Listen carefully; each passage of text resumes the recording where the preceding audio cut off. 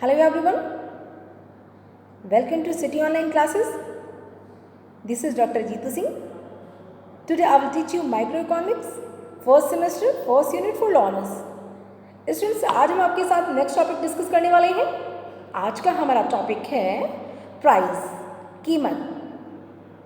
कीमत कौन डिसाइड करता है, कीमत कौन वसूल करता है और कीमत कौन पे करता है. चलिए तो स्टार्ट करते हैं.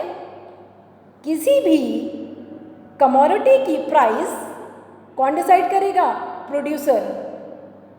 तो यहाँ पे जो प्राइस की अगर हम बात कर रहे हैं तो किसके रेस्पेक्ट में कर रहे हैं? प्रोड्यूसर के रेस्पेक्ट में कर रहे हैं और कंज्यूमर के रेस्पेक्ट में कर रहे हैं, क्योंकि प्रोड्यूसर किसी भी कमोडिटी की प्राइस डिसाइड करता है. और कैसे डिसाइड करता है, किसकी हेल्प से डिसाइड करता है, कब करता है? तो कभी भी कोई प्रोड्यूसर किसी भी प्रोडक्ट को बनाता है तो वो किसकी हेल्प से बनाता है ये जानेंगे. उसमें क्या क्या रिसोर्सेज उसने यूज़ किए हैं, क्या क्या फैक्टर्स उसने यूज़ किए हैं.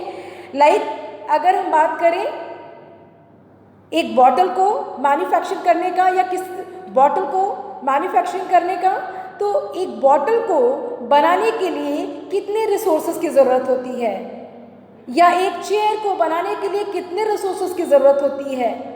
Like land, labour, capital, entrepreneur. और इन रिसोर्सेज के अलावा, इन फैक्टर्स के अलावा भी और बहुत सारे रिसोर्सेज और बहुत सारे फैक्टर्स होते हैं जिनकी हेल्प से एक कंप्लीट कमोडिटी तैयार की जाती है. Like raw material. किसी भी प्रोडक्ट को बनाने के लिए, किसी भी कमोडिटी को बनाने के लिए हमें रॉ मटेरियल की ज़रूरत होती है. हमें ट्रांसपोर्टेशन कॉस्ट भी बेयर करना पड़ता है. लाइक इलेक्ट्रिसिटी का बिल भी पे करना पड़ता है. तो ये सारी चीज़ें हमें पे करनी पड़ती है. तो जब भी कोई प्रोड्यूसर किसी प्रोडक्ट को बनाएगा और उस प्रोडक्ट की जब प्राइस डिसाइड करेगा तो अपने कॉस्ट ऑफ प्रोडक्शन को ध्यान में रखेगा. क्या कि उस प्रोडक्ट को बनाने के लिए कितना कॉस्ट उसने लगाया है और क्या क्या कॉस्ट लगाया है, सारा उसने क्या करना है, सबको कंप्लीट डिसाइड करने के बाद वो प्राइस डिसाइड करेगा कि उसका लैंड का कितना खर्चा है, लेबर का कितना खर्चा है, एंटरप्रेन्योर का कितना खर्चा है, कैपिटल का कितना खर्चा है, कितना उसने रॉ मटेरियल लगाया है, कितना उसने इलेक्ट्रिसिटी का बिल दिया है. तो ये सारी चीज़ें वो स्पेसिफिक तरीके से सारी चीज़ों को इंक्लूड करते हुए किसी प्रोडक्ट की प्राइस डिसाइड करेगा. अगर हम बात करें कि लैंड को क्या दिया जाता है, लैंड को रेंट दिया जाता है, लेबर को वेजेस दिए जाते हैं, कैपिटल को इंटरेस्ट दिया जाता है, एंटरप्रेन्योर को प्रॉफिट दिया जाता है. तो ये सारे के सारे जो भी सैलरी ले रहे हैं, जिनको पारितोषिक दिया जा रहा है, वो कहीं ना कहीं उनको प्राइस में पूरा का पूरा इंक्लूड किया जाएगा. और इस तरह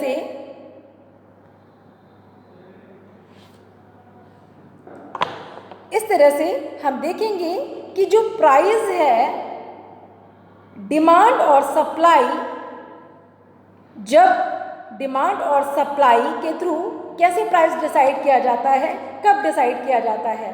तो जब मार्केट में किसी प्रोडक्ट की डिमांड ज़्यादा होती है तो उसका प्राइस क्या होता है, जब किसी प्रोडक्ट की डिमांड ज़्यादा होगी तो प्राइस ज़्यादा डिसाइड किया जाएगा.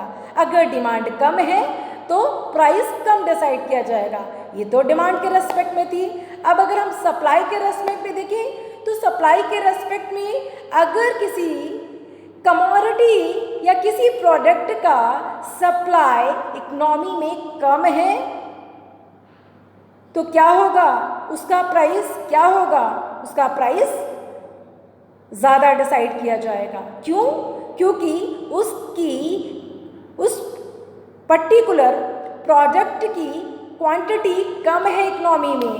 तो जब किसी प्रोडक्ट की क्वांटिटी कम होगी तो उसका प्राइस ज़्यादा डिसाइड किया जाएगा और किसी पर्टिकुलर प्रोडक्ट की क्वांटिटी अगर ज़्यादा है इकोनॉमी में तो उसका प्राइस क्या होगा, कम डिसाइड किया जाएगा। ये तो हमने सप्लाई के रेस्पेक्ट में देखा। आप जनरली आप देखते हैं कि अगर इकोनॉमी में प्राइस डिक्रीज होता है तो उसकी क्वांटिटी डिमांड इंक्रीज होती है। That's why demand curve left to right होता है। ये हम जनरली प्राइस लेवल में देखते हैं। अब अगर हम बात करें प्राइस इक्विलिब्रियम की, तो प्राइस का इक्विलिब्रियम कहाँ होता है, जहाँ पर एग्रीगेट डिमांड एग्रीगेट सप्लाई दोनों बराबर होते हैं, पैरेलल सिचुएशन में होते हैं, that would be price equilibrium position. वो संतुलित कीमत का लेवल या पॉइंट होगा। अब हम बात करें प्राइस की, तो यहाँ पे प्राइस डिस्क्रिमिनेशन भी देखने को मिलता है। प्राइस डिस्क्रिमिनेशन, कीमत विभेद। अब अगर हम जनरली प्राइस डिस्क्रिमिनेशन की अगर बात करें तो अगर एक शॉपकीपर डिफरेंट कंज्यूमर से डिफरेंट प्राइस चार्ज करता है, that would be price discrimination. ये तो जनरली प्राइस डिस्क्रिमिनेशन कीमत विभेद का एग्जाम्पल था। जनरली अगर हम देखेंगे इलास्टिसिटी डिमांड के बेसिस पे प्राइस डिस्क्रिमिनेशन कैसे डिसाइड होता है, तो यहाँ पे हम लेस इलास्टिक और मोर इलास्टिक के रेस्पेक्ट में प्राइस डिस्क्रिमिनेशन देखेंगे। अगर मार्केट में लेस इलास्टिसिटी डिमांड है, कम लोचदार मांग है, तो वहाँ पे क्या होगा, लाइक अगर हम बात करें कि आप वेजिटेबल सब्जियां खरीदने चाह रहे हैं और आप घर के बाहर अगर किसी ठेले से खरीदते हैं तो क्या होता है, वो प्राइस ज़्यादा डिसाइड करता है, प्राइस ज़्यादा चार्ज करता है। क्यों? क्योंकि वहाँ पे आप की वो इलास्टिसिटी को जानता है। क्यों? आप वहाँ पे ज़्यादा नीडी हैं, आप मार्केट तक नहीं जा सकते हो, आप नीडी हो, दैट्स व्हाई आपकी जो इलास्टिसिटी है वो क्या है, लेस है। और अगर इलास्टिसिटी लेस है, it means you don't have more option. आपको उसी ठेले वाले से सब्जियां लेनी पड़ेगी, वो जितना भी प्राइस डिसाइड करेगा आपको परचेज करना पड़ेगा। अब अगर हम बात करें मोर इलास्टिक की, तो यहाँ पे मोर इलास्टिक का मतलब यू हैव मोर ऑप्शन। जैसे अगर आप सब्जी मंडी जाते हैं, वहाँ पे आप अगर सब्जियाँ परचेज करते हैं तो वहाँ पे आपके पास बहुत सारी ऑप्शन है, बहुत सारी वैरायटी है। आपको अगर एक जगह प्राइस ज़्यादा मिल रहा है तो आप दूसरी जगह मूव ऑन कर जाएंगे, दूसरी जगह अगर आपको प्राइस ज़्यादा लग रहा है तीसरी जगह मूव ऑन कर जाएंगे। और इस तरह से आप क्या करेंगे, निगोशिएट करेंगे, बार्गेनिंग करेंगे, मोल भाव करेंगे और उसके बाद क्या करेंगे, सब्जी परचेज करेंगे। क्यों? क्योंकि यहाँ पे आपकी जो मांग की लोच थी वो क्या है, मोर इलास्टिक है, ज़्यादा लोचदार है। और इस तरह से ये हमारा जो प्राइस डिस्क्रिमिनेशन है ये तो जनरल एक कंट्री लेवल पे हमने बात की। अगर हम बात करें इंटरनेशनल लेवल पे प्राइस डिस्क्रिमिनेशन, कीमत विभेद, तो यहाँ पे आपने डंपिंग पढ़ा होगा, राशिपातन। डंपिंग में क्या होता है, जब कोई प्रोड्यूसर बड़े लेवल पे किसी प्रोडक्ट को डंप कर लेता है तो वो क्या करता है, अपनी कंट्री में उसी प्रोडक्ट को ज़्यादा प्राइस पे सेल करता है और इंटरनेशनल मार्केट पे, अंतर्राष्ट्रीय बाजार पे, विदेशों में उसी प्रोडक्ट को क्या करता है, कम प्राइस पे सेल करता है, अपनी कंट्री में हाई प्राइस पे। क्योंकि अपनी कंट्री में इसलिए उस प्रोडक्ट को हाई प्राइस पे सेल कर रहा है क्योंकि वहाँ पे अपनी कंट्री में उसकी मांग की लोच क्या है, इनइलास्टिक है, लोगों के पास और कोई ऑप्शन नहीं है, लोग उसी से परचेज करेंगे और वो प्रोड्यूसर इसका फ़ायदा उठाएगा। लेकिन अगर हम इंटरनेशनल मार्केट की बात करें, अंतर्राष्ट्रीय बाजार की बात करें, तो इंटरनेशनल मार्केट में बहुत सारी मार्केट्स होती हैं, लाइक अगर इंडिया की मार्केट है तो वहाँ अदर कंट्री की भी मार्केट है, तो हमारी मार्केट का और कंट्री की मार्केट के साथ कंपटीशन है और प्राइस कम डिसाइड किया जाता है, क्योंकि हमारी जो प्रोडक्ट है, हमारी प्रोडक्ट की जो इलास्टिसिटी है वो मोर है, मोर इलास्टिक है, अधिक लोचदार है, क्योंकि लोगों के पास मोर ऑप्शन है। और इसके चलते हमें इंटरनेशनल मार्केट में अपना क्या करना है, अपना मार्केट भी इस्टेब्लिश करना है, अपना बाज़ार भी बनाना है। इसलिए इंटरनेशनल मार्केट में अपनी डोमेस्टिक लेवल पे कम प्राइस डिसाइड किया जाता है, ज़्यादा प्राइस डिसाइड किया जाता है, और फॉरेन मार्केट में कम प्राइस डिसाइड किया जाता है। डोमेस्टिक लेवल पे कम प्राइस, ज़्यादा प्राइस डिसाइड किया जाता है, और फॉरेन मार्केट पे क्या किया जाता है, कम प्राइस डिसाइड किया जाएगा। क्यों? क्योंकि फॉरेन मार्केट में ज़्यादा कंपटीशन है और अपनी डोमेस्टिक मार्केट में क्या है, कोई कंपटीशन नहीं है, उसकी मोनोपोली है, इसलिए यहाँ पे ज़्यादा प्राइस डिसाइड करेगा डोमेस्टिक मार्केट में। अब हम बात करते हैं, नेक्स्ट टॉपिक है हमारा difference between direct tax and indirect tax, प्रत्यक्ष और अप्रत्यक्ष कर। ये देखिए बहुत इंपॉर्टेंट क्वेश्चन है, ये 2016 में आया है। हम कर के बारे में डिस्कस करने से पहले ये जान लेते हैं कि जनरली कर कौन इम्पोज करता है, ये कितने टाइप्स के होते हैं। तो चलिए स्टार्ट करते हैं। टैक्स को हिंदी में कर कहते हैं। ये जनरली 3 टाइप्स के होते हैं। एक तो डायरेक्ट टैक्स, इनडायरेक्ट टैक्स, दूसरा progressive tax, regressive tax, fine. और इसके बाद हम बात करेंगे लाइक स्पेसिफिक टैक्स। अगर हम बात करें डायरेक्ट टैक्स की, तो डायरेक्ट टैक्स वो टैक्स होता है जिसमें जिस पर्सन पे गवर्नमेंट इम्पोज करती है, जिस पर्सन पे लगाया जाता है, वही टैक्स बर्डन, वही टैक्स बेयर करता है। फॉर एग्जाम्पल इनकम टैक्स, आयकर, प्रॉपर्टी टैक्स, संपत्ति कर, कॉर्पोरेट टैक्स, निगम कर, ये इसके एग्जाम्पल हैं। इसमें क्या होता है कि इम्पैक्ट और इंसिडेंस एक ही पर्सन पे पड़ता है। जब इम्पैक्ट और इंसिडेंस एक ही पर्सन पे पड़ते हैं, वो कौन सा टैक्स होता है? डायरेक्ट टैक्स होता है। अब हम बात करेंगे इनडायरेक्ट टैक्स की। तो इनडायरेक्ट टैक्स वो टैक्स होता है जिसमें इंसिडेंस और इम्पैक्ट दोनों अलग अलग व्यक्तियों पे पड़ते हैं। कहने का मतलब ये है कि जो अप्रत्यक्ष कर है वो कर, अप्रत्यक्ष कर वो कर होता है जिसमें जिस व्यक्ति पे वो लगाया जाता है, इम्पोज किया जाता है, वो टैक्स की जो राशि है वो विवर्तित कर देता है, शिफ्ट कर देता है। किस पे? कंज्यूमर पे। कैसे? गुड्स एंड सर्विसेज की प्राइस को इंक्रीज करके वो जो टैक्स की राशि है, टैक्स अमाउंट है, वो किससे वसूल करता है? कंज्यूमर से। फॉर एग्जाम्पल मान लीजिए गवर्नमेंट ने शुगर के एक बोरी पे 1000 का टैक्स इम्पोज किया। ये सेल टैक्स है, विक्री कर है। अब उस शॉपकीपर ने क्या किया?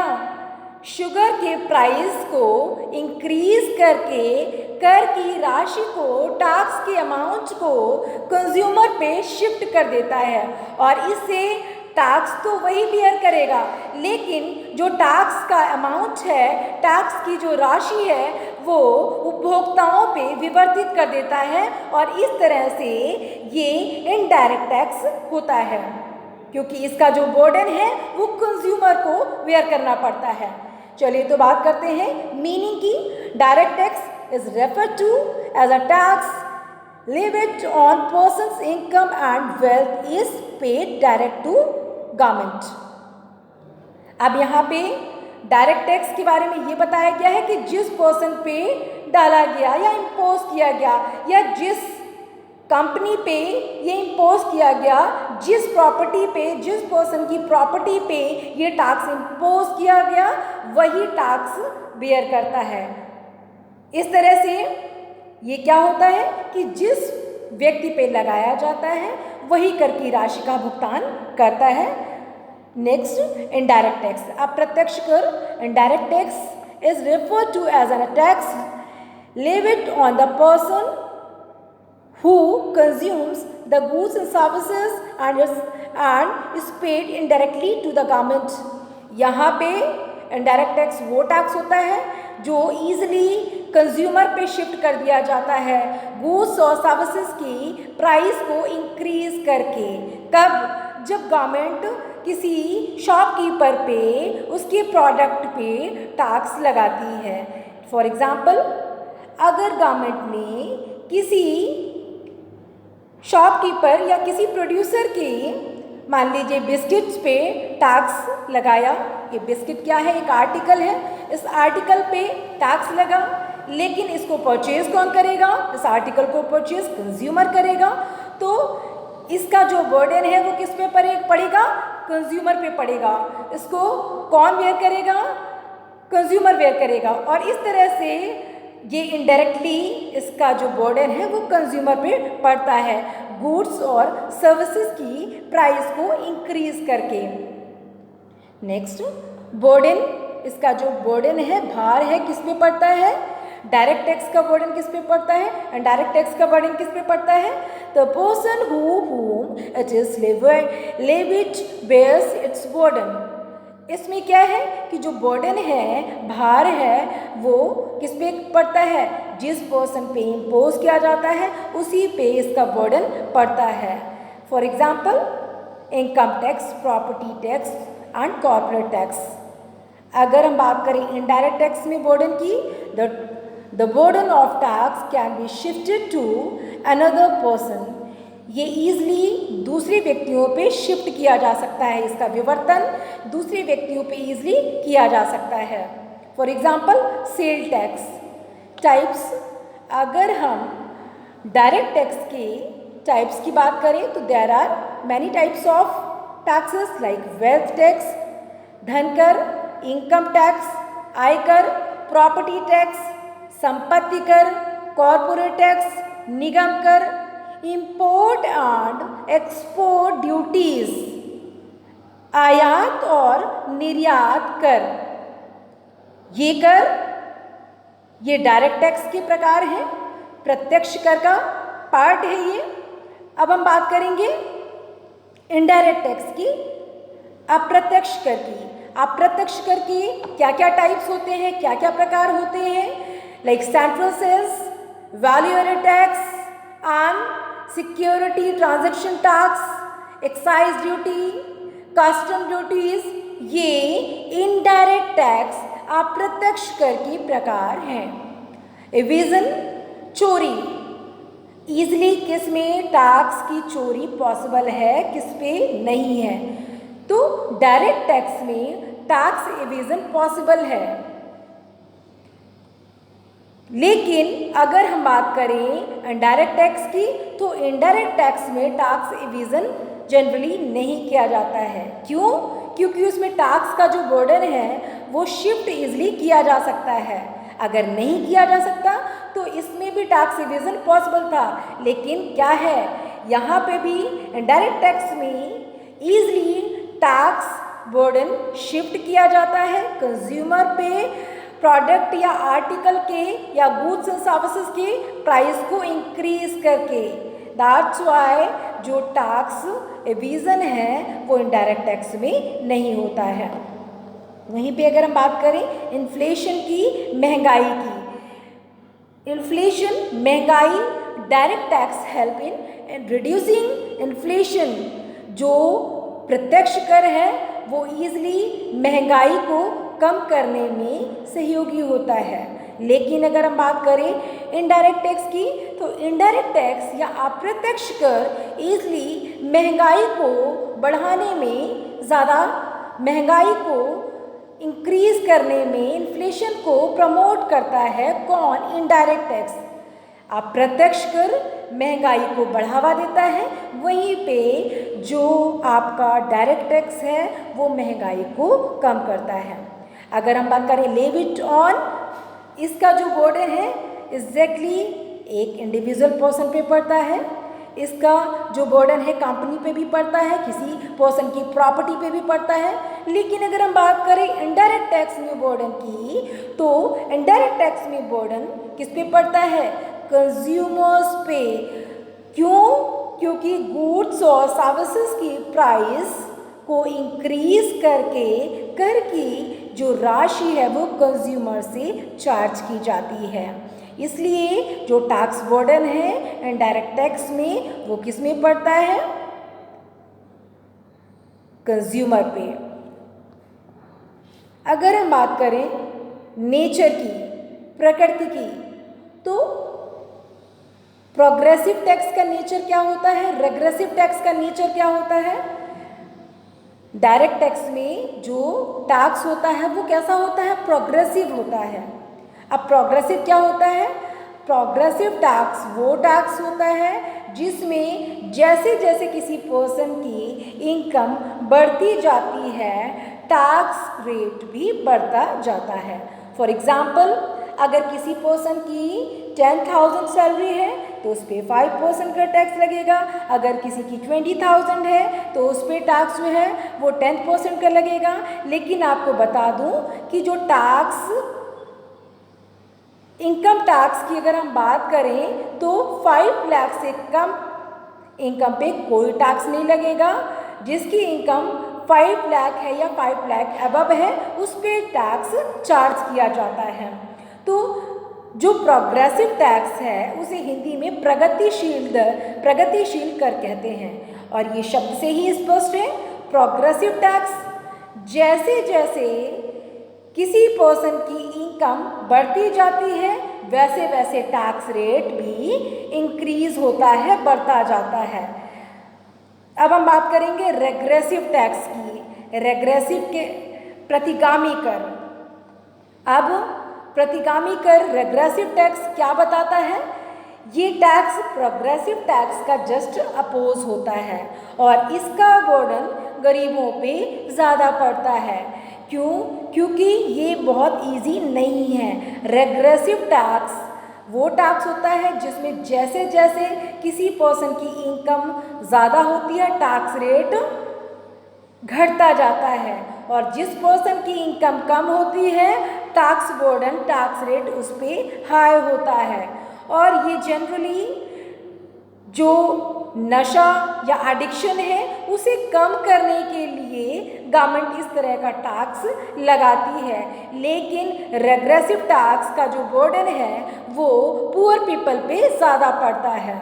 फॉर एग्जाम्पल, जो रेग्रेसिव टैक्स है आपका प्रतिगामी कर है, प्रतिगामी कर की अगर हम बात करें तो जो आपका सेल टैक्स है वो रेग्रेसिव टैक्स का ही पार्ट है। फॉर एग्जाम्पल, अगर